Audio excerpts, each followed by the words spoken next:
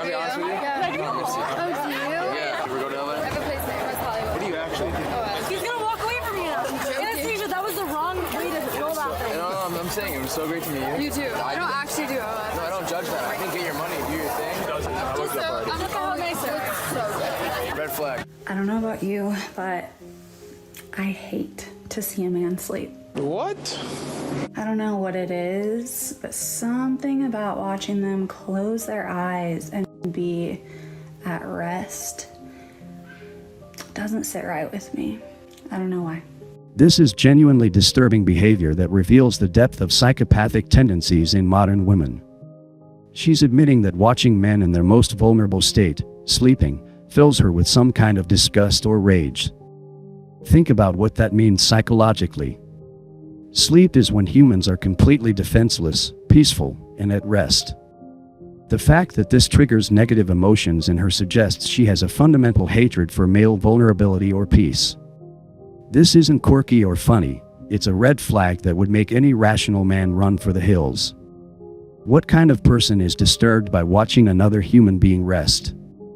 This suggests she views men as performance machines who should always be working, providing, or entertaining her, and the sight of them being human beings with basic needs like sleep makes her uncomfortable because it reminds her they're not just resources for her consumption. This kind of thinking is exactly what creates abusive relationships. When you view your partner's basic human needs as somehow offensive or threatening to you, you're demonstrating a complete inability to empathize. This woman is telling the world she's incapable of loving a man as a human being. She can only tolerate them as entertainment or utility providers. You are really cute. I'm not gonna lie. What's your name, real quick? I have a boyfriend. Okay, no worries. Take it easy. Don't be lying, man. I'm sorry. You're really cute. I think I said to say hi. What's your name, real quick? Okay, no worries. But your skin is like insane. Do you tan or? Yeah. Yeah. Okay. Cool. Excuse me. I'm not gonna lie. You're really cute. You have like a nice. Yeah. Take it easy. Wait. Excuse me. I'm sorry. I think you're really cute. I had to say hi. What's your name, real quick? Sorry. Take it easy. No worries. I went into a sad single girl spiral over the last 2 days. I'm 32 years old. I've never been in a relationship. And for the most part, I live my life very content and hopeful and at peace, but the last 2 days I was triggered by every little thing. I saw a girl on TikTok posting, "I'm living the dream life," as she shows off her Range Rover, her ring on her finger, and her going to Pilates. You know, she's living the dream life of being a stay-at-home wife who just goes to Pilates and drives a Range Rover her husband bought. Here's a 32-year-old woman who has never successfully maintained a relationship with another human being, but she's convinced herself this is normal and that she's content and hopeful. This is massive self-deception designed to protect her ego from confronting some uncomfortable truths about why no man has ever wanted to build a life with her. Think about what it takes to reach 32 without ever having a relationship. This isn't bad luck or circumstances. This is a pattern that suggests fundamental problems with her ability to connect with others, maintain emotional intimacy, or provide value in a partnership. But instead of examining what role she might have played in this outcome, she's framing it as a choice or just something that happened to her. The content and hopeful narrative is psychological protection. She has to tell herself she's fine with being alone because admitting the truth would force her to confront her own shortcomings and take responsibility for changing her approach. Also, when women say crap like this, it doesn't mean they have been celibate. It means she's been riding the carousel and hasn't managed to get any man to commit. Today I realized that I do in fact need a man.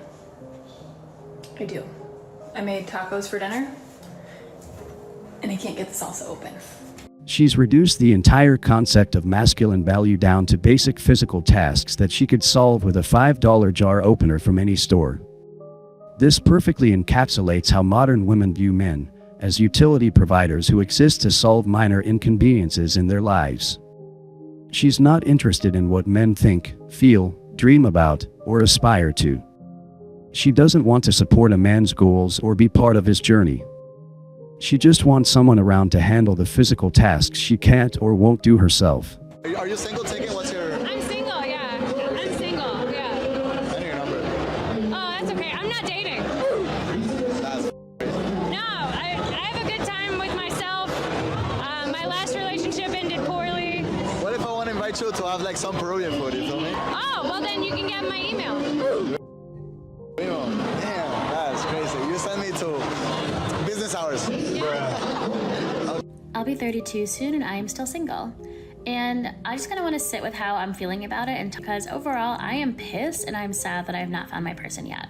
I'm sad that I'm spending another milestone without him, and what I'm also realizing is that each birthday as I get older means that more people who are around me are getting married, engaged, having kids, and so I'm feeling my singleness more now than I was when I was 30. This reveals everything wrong with modern women's understanding of relationships and life goals. She's not envious of the woman's marriage or partnership, she's envious of the lifestyle accessories that come with having a high-earning husband. The Range Rover, the ring, the leisure time, these are the things that trigger her jealousy, not the actual relationship itself. This is why modern women make terrible partners. They don't want husbands, they want human ATM machines who fund their Instagram lifestyles. They don't want marriage, they want access to male resources without having to contribute anything meaningful in return. They see successful relationships and focus entirely on the material benefits rather than the emotional connection, mutual support, or partnership aspects. This woman is admitting that her idea of the dream life is being a parasitic dependent who contributes nothing while consuming everything her husband provides. She wants to be a financial burden who gets paid to exist while her husband works to fund her recreational activities. And she wonders why she's alone at 32. I just had an epiphany. I'm unemployed. I live with my parents. I don't have a boyfriend. I don't have a husband. I don't have kids. I'm a fucking loser. I'm a loser. And it doesn't matter. It doesn't matter. I'm a loser and it doesn't matter. It doesn't matter. I'm a fucking loser! Woo! Notice even in this moment of self-awareness, she's still missing the crucial element, personal responsibility. She's listing all the things she doesn't have rather than examining what she's done or failed to do to create this situation. This woman has reached the point where she's living with her parents as an unemployed adult with no romantic prospects and no children, which suggests a pattern of poor decisions and lack of direction that probably goes back years or decades. But even in this moment of clarity about her circumstances, there's no mention of what she plans to do differently or what changes she needs to make. This is the modern female approach to failure: acknowledge it exists but never take the steps necessary to fix it. She wants sympathy for her situation rather than advice on how to improve it. Also, she looks like a complete psycho. Stay away from women like this. I don't think that a lot of men in Utah actually like women. I think a lot of them see it as the next step, or this trophy to acquire and to put on the shelf. But when it comes to actually loving a woman for who she is, I don't know. Here's the classic female deflection strategy in action. Instead of examining why her relationships aren't working out, she's decided that all men in her entire geographic region are fundamentally flawed and don't really like women. This is how modern women avoid accountability, by convincing themselves that any failure in their romantic lives must be due to defective men rather than their own behavior or choices. The trophy accusation is particularly revealing because it suggests she's attracting men who are only interested in her for superficial reasons. But why might that be happening? What is she putting out there that attracts men who view her as an object rather than a person? What kind of energy, behavior, or presentation is she offering that makes men think of her as decorative rather than substantial? But instead of asking these questions, she's chosen to believe that an entire population of men is incapable of genuine love or appreciation for women.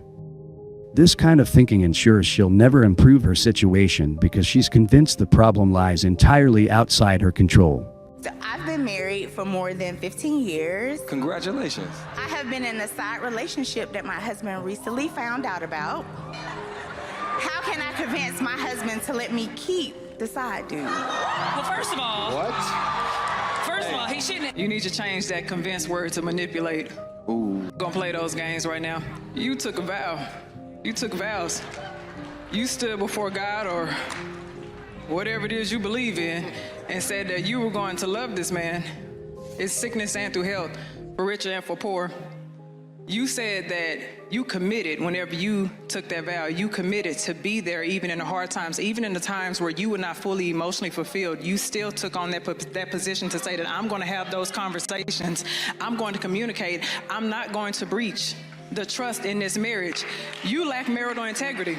And if you lack marital integrity, you lack integrity as a person as well.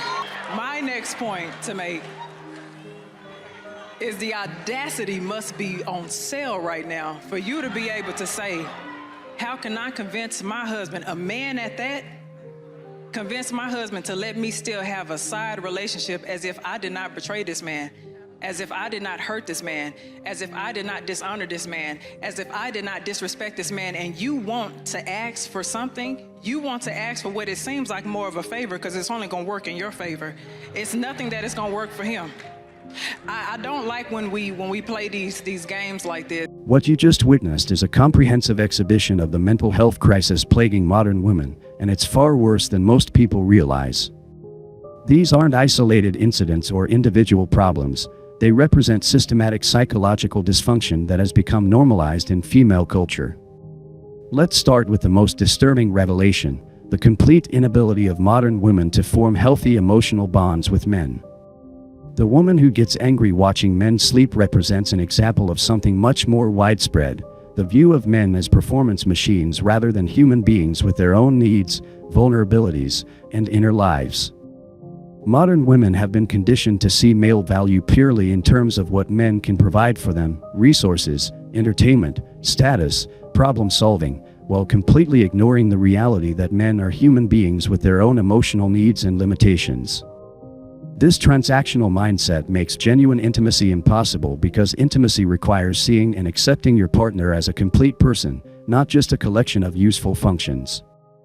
The obsession with material lifestyle rather than actual relationships reveals another core dysfunction: the complete confusion between wanting a husband and wanting a lifestyle funded by someone else's labor. Modern women don't dream about building lives with partners. They dream about being subsidized by partners while contributing nothing meaningful in return. This is why they consistently attract the wrong type of men and then complain about being treated like trophies or objects. When you present yourself as someone whose primary value lies in consuming resources rather than contributing to a partnership, you attract men who view you as an expensive accessory rather than a life partner. The cheating wife represents the ultimate endpoint of this narcissistic worldview. She has reached the point where she genuinely believes her wants and desires are more important than her marriage vows, her husband's feelings, or basic moral principles. But even more disturbing is her assumption that she should be able to manipulate her husband into accepting continued betrayal. This isn't just selfishness, it's a complete break from reality about how relationships work. She's operating from the assumption that marriage gives her the right to do whatever she wants while obligating her husband to accept whatever she decides to do. This kind of thinking can only exist in someone who has never developed basic empathy or understanding of reciprocal relationships. The common thread running through all of these examples is the complete absence of personal accountability. Every problem these women face is framed as something that happened to them rather than something they contributed to or could change. They're victims of bad luck, defective men, societal problems, or circumstances beyond their control. When you believe your problems are always external, you never develop the internal resources necessary to create better outcomes. You remain stuck in patterns of dysfunction while waiting for the world to change around you. We're looking at an entire generation of women who are fundamentally unprepared for adult relationships, responsibilities, or emotional regulation. They've been raised to believe their feelings are always valid, their choices are always justified, and their problems are always someone else's fault. This creates a psychological framework that makes healthy relationships impossible. Relationships require compromise, sacrifice, accountability, and the ability to prioritize someone else's needs sometimes. But modern women have been programmed to believe that any limitation on their desires is oppression and any expectation of contribution is exploitation. The result is what we see in these cliques: women who are fundamentally incapable of functioning as partners, mothers, or even independent adults. They're emotionally stunted, psychologically fragile, and completely unprepared for the realities of adult life. Despite all their talk about empowerment and independence, they're clearly desperate for connection, meaning, and purpose. They know something is missing from their lives, but they've been so thoroughly miseducated about relationships and personal development that they have no idea how to fix their situation. The woman crying about being alone at 32 represents millions of modern women who followed feminist programming about careers, independence, and never settling, only to discover that this path leads to isolation, purposelessness, and regret. But even in their misery, they can't acknowledge that their approach might have been fundamentally flawed. Feminism didn't liberate women, it psychologically crippled them. It taught them to view natural human desires for partnership and family as weakness, to see men as enemies rather than potential partners, and to prioritize temporary pleasures over long-term fulfillment. The generation of women represented in these clips is largely beyond saving. They're too damaged, too programmed, and too invested in their victim narratives to make the fundamental changes necessary for healthy relationships. But their dysfunction serves as a warning for younger women who still have time to choose a different path. The solution isn't complicated. Women need to rediscover accountability, empathy, and the understanding that healthy relationships require mutual contribution and respect. But this would require abandoning the comfortable victim mentality that allows them to blame everyone else for their problems while taking responsibility for nothing.